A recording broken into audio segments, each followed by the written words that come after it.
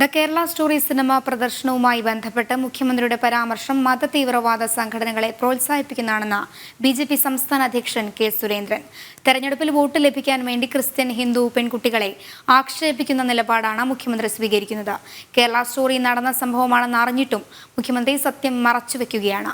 IS റിക്രൂട്ട്മെന്റിന് പിന്നിൽ ഇവിടുത്തെ തീവ്രവാദ സംഘടനകളാണ്, മതസംഘടനകളാണെന്ന് ആരും പറഞ്ഞിട്ടില്ല. തീവ്രവാദ സംഘടനകളോടുള്ള താല്പര്യം പോലും ക്രിസ്ത്യൻ ഹിന്ദു പെൺകുട്ടികളോട് ഇല്ല എന്നും കെ സുരേന്ദ്രൻ പറഞ്ഞു. മുഖ്യമന്ത്രി നടത്തുന്ന പരാമർശങ്ങൾ ഒരു വിഭാഗത്തെ താല്പര്യങ്ങൾ മാത്രം സംരക്ഷിച്ചുകൊള്ളുന്നതാണ്. ഇവിടെ മതതീവ്രവാദ സംഘടനകളുടെ പ്രവർത്തനങ്ങളെ പ്രോത്സാഹിപ്പിക്കുന്ന സമീപനമാണ് മുഖ്യമന്ത്രി സ്വീകരിക്കുന്നത്. തെരഞ്ഞെടുപ്പിൽ വോട്ട് കിട്ടാൻ വേണ്ടി ഇവിടുത്തെ പെൺകുട്ടികളെ ആക്ഷേപിക്കുന്ന ഒരു നിലപാടാണ് മുഖ്യമന്ത്രി സ്വീകരിക്കുന്നത്. ക്രിസ്ത്യൻ ഹിന്ദു പെൺകുട്ടികളുടെ ഭാവിയെ സംബന്ധിച്ച് മുഖ്യമന്ത്രിക്ക് യാതൊരു കൺസേണുമില്ല എന്നുള്ളതിന്റെ വ്യക്തമായ സൂചനയാണിത്.